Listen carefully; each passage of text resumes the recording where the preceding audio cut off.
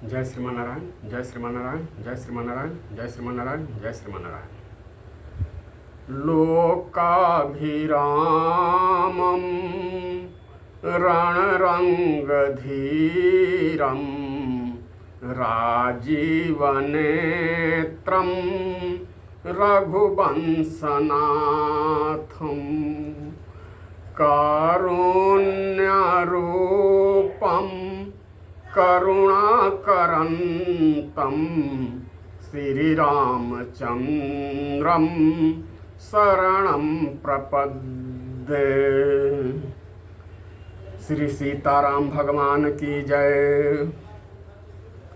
श्री राम राम रघुनंदन राम राम, श्री राम राम भरताग्रज राम राम, श्री राम राम रणकरकस राम राम, श्री राम राम शरणं भव राम राम। अतुलित बलधामं हेमशैलाभदेहं दनुजबन कृशानुज्ञानिनामग्रगण्यं सकलगुणनिधानं वानराणामधीशं रघुपतिप्रियभक्तं वातजातं नमामि। वीरबजरंगबली की जय। लक्ष्मीनाथ समारंभा नाथयामुनिमध्यमा अस्मदाचार्यपर्यन्तां वन्दे गुरुं परंपरा, वन्दे गुरुं परंपरा। श्री गुरुदेव भगवान की जय। आज वैशाख माह की पूर्णिमा तिथि की पावन बेला में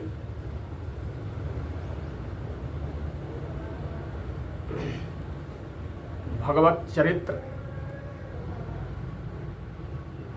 के गायन, श्रवण, पठन, पाठन का भगवत कृपा से अवसर मिला है, प्रेरणा मिली है। आज का दिन बड़ा ही शुभ है। वैशाख पूर्णिमा की बड़ी महिमा गाई गई है ग्रंथों में। इस तिथि की, इस पावन तिथि की बड़ी महिमा गाई गई है। आज ही के दिन भगवान भृगु जी का अवतार हुआ था। इस धराधाम पर महर्षि भृगु जी का आगमन वैशाख पूर्णिमा के दिन ही हुआ था। तो आज हम लोग महर्षि भृगु जी के विषय में कुछ निवेदन करने का प्रयास दास द्वारा किया जा रहा है। महर्षि भृगु सनातन परंपरा के अत्यंत प्रभावशाली महर्षियों में से एक हैं, ऋषियों में से एक हैं। सनातन परंपरा के अग्रगण्य महर्षियों में भगवान भृगु जी का नाम बड़ी सम्मान के साथ लिया जाता है। ब्रह्मा जी के मानस पुत्र के रूप में भृगु जी की महिमा का गायन पुराणों में किया गया है। ज्योतिष शास्त्र के वे प्रणेता है। भृगु संहिता उनकी अद्वितीय, अलौकिक, अद्भुत कीर्ति है, जिससे आज सारी दुनिया लाभान्वित हो रही है। इनके अवतरण दिवस वैशाख पूर्णिमा को मनाया जाता है। आज वैशाख पूर्णिमा को महर्षि भृगु जी के अवतरण दिवस पर सभी वैष्णव भक्तों को हार्दिक बधाई। तो कौन हैं भृगु जी? इस सृष्टि के सूत्रधारों में से एक हैं। इन्हें मानवता का पूर्वज कहा गया है। मानवता के पूर्वज के रूप में इनकी महिमा को स्वीकार की गई है। ज्योतिष शास्त्र के प्रथम ग्रंथ दुनिया को ज्योतिष शास्त्र का प्रथम ग्रंथ भृगु संहिता इन्हीं द्वारा दिया गया है, इन्हीं की कृति है। भृगु संहिता केवल ज्योतिष शास्त्र का ग्रंथ नहीं है, इसमें दर्शन भी है, अध्यात्म भी है, अर्थशास्त्र भी है, राजनीति शास्त्र भी है। तो भृगु संहिता एक विशाल ग्रंथ है। इसके पठन पाठन और अध्ययन से अनेक लोग लाभान्वित हो रहे हैं। भृगु संहिता के विशेषज्ञ लोग दुनिया भर के लोगों को लाभान्वित कर रहे हैं, कुंडली का निर्माण करते हैं और भृगु संहिता के आधार लेकर जो कुंडली का निर्माण होता है उसमें व्यक्ति की सारा जीवन वृत्तांत अंकित होता है पहले ही से। यह है भृगु संहिता की महिमा। परम ज्ञानी होने के साथ साथ महर्षि भृगु कठोर तपस्वी भी थे। पुराणों में उनकी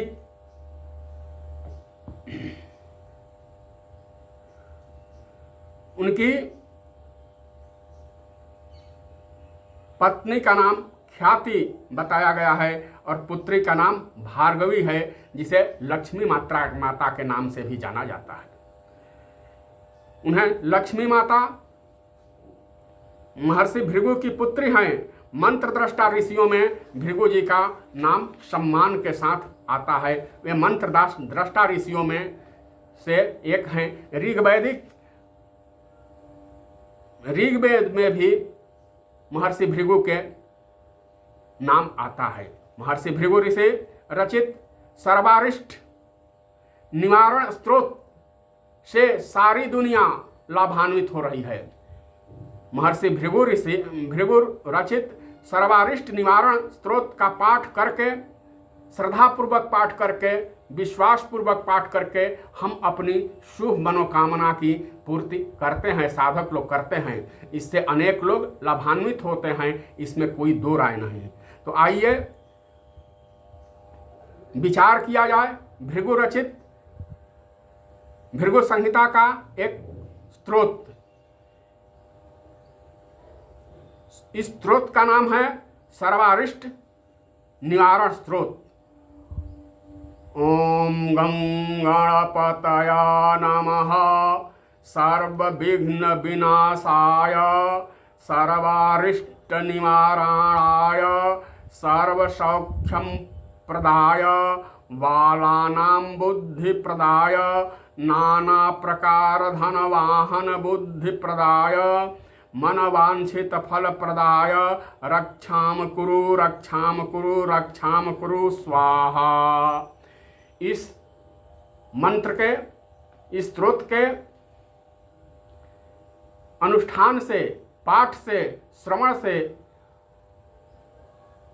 हमारी शुभ कामनाओं की पूर्ति निश्चित रूप से होती है। बस विश्वास और श्रद्धा की आवश्यकता है। श्रद्धापूर्वक स्तोत्र का पाठ करने का लाभ अवश्य होता है, इसमें कोई दो राय नहीं। तो भृगु संहिता में अनेक स्तोत्र ऐसे मिल जाएंगे। इनकी वंश परंपरा में, भृगु जी की वंश परंपरा में भगवान परशुराम एवं दधीची जैसे महान विभूतियों का अवतरण हुआ। भगवान परशुराम और दधीची जैसे विभूतियों का अवतरण हुआ। दधीची को दुनिया में कौन नहीं जानता है?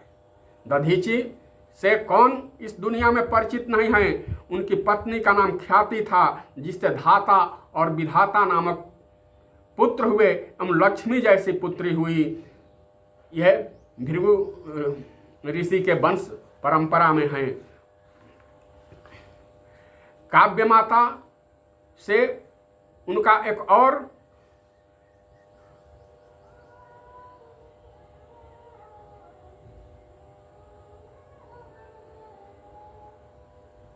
उनकी पराक्रम, प्रतिभा, शक्ति से हम सभी परिचित हैं। च्वयन ऋषि भी इनके ही वंश परंपरा में आते हैं। इन्हें ब्रह्मांड का निर्माता कहा गया है। ब्रह्मांड के निर्माण करने में भृगु जी का अत्यंत ही बड़ा योगदान है। यह कहा जाए कि इस ब्रह्मांड का निर्माण महर्षि भृगु द्वारा हुआ है। सप्तर्षियों में महर्षि भृगु का नाम अग्रगण्य है। ये भगवान विष्णु द्वारा त्रिदेव की परीक्षा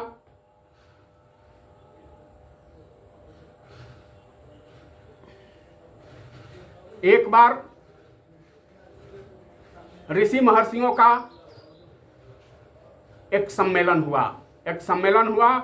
उस सम्मेलन का विषय था कि त्रिदेव में सबसे श्रेष्ठ कौन है, कैसे निर्णय ले लिया जाए, इस पर विचार विमर्श चल रहा था। बिना परीक्षा के किसी को श्रेष्ठ बताना उचित नहीं है, तो त्रिदेव की परीक्षा कौन लेगा। तो त्रिदेव की परीक्षा लेने के लिए ब्रह्मा विष्णु महेश की परीक्षा लेनी है, तो इसमें तो वैसे ही परीक्षक की भी आवश्यकता होगी जो ब्रह्मा विष्णु की भी परीक्षा ले सके।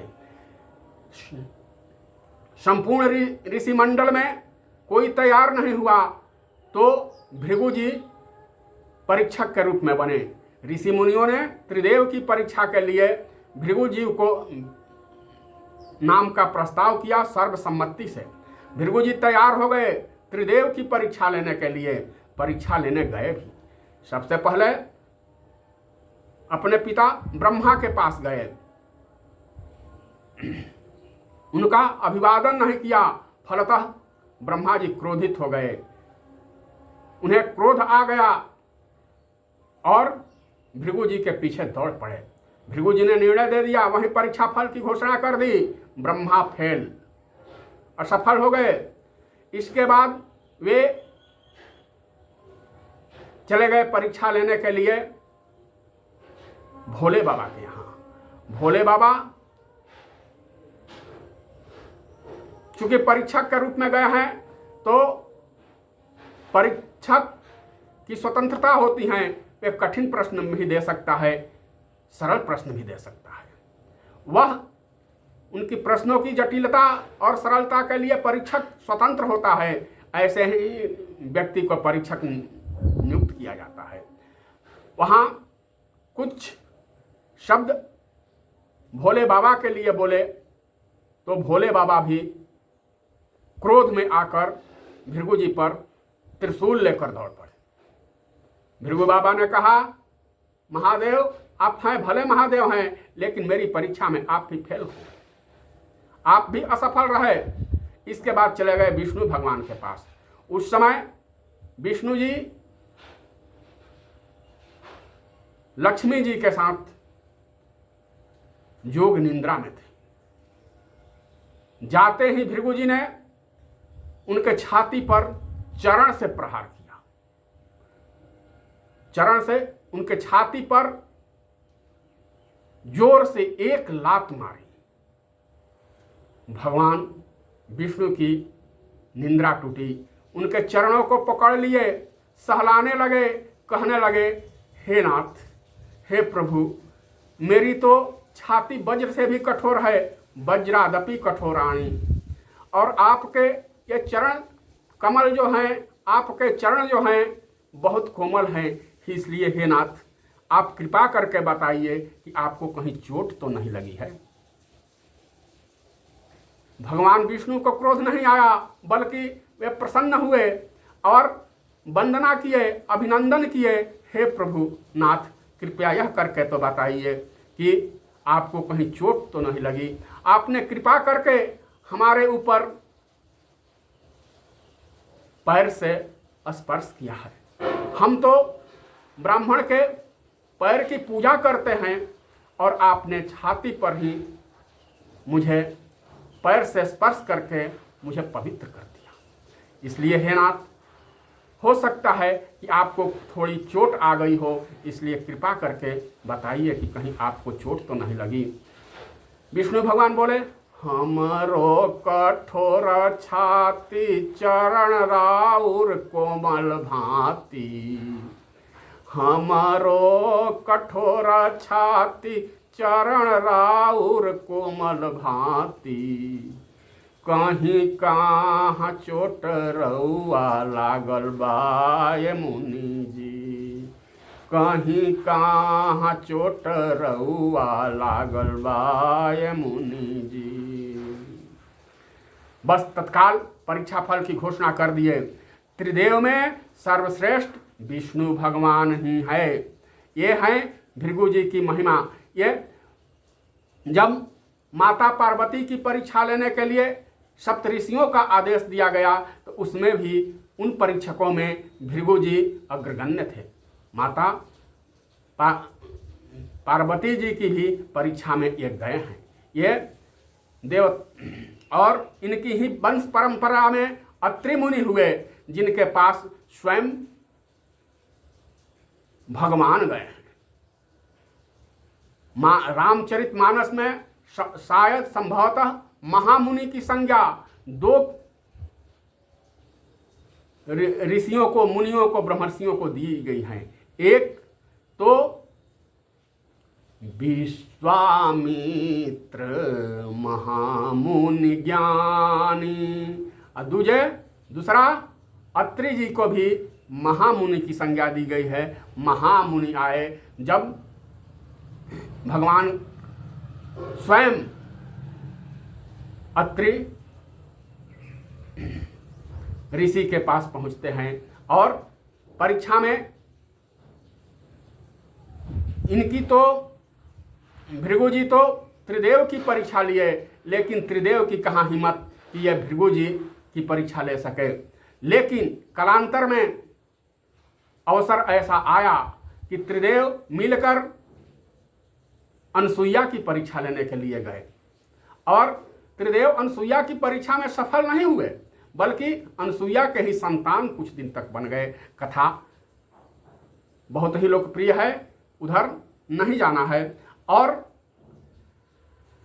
भागीरथ जी ने तो इस धरती पर गंगा को लाया।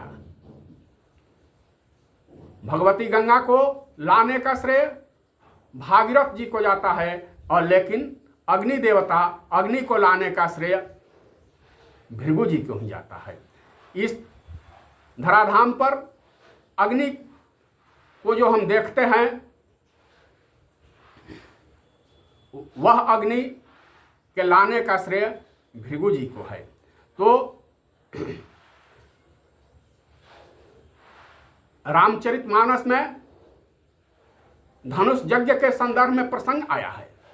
सुनी अति गूढ़ बचन रघुपति के, सुनी अति गूढ़ बचन रघुपति के, उघरे पटला परशुधर माती के, सुनी अति गूढ़ बचन रघुपति के, उघरे पटला परशुधर माती के।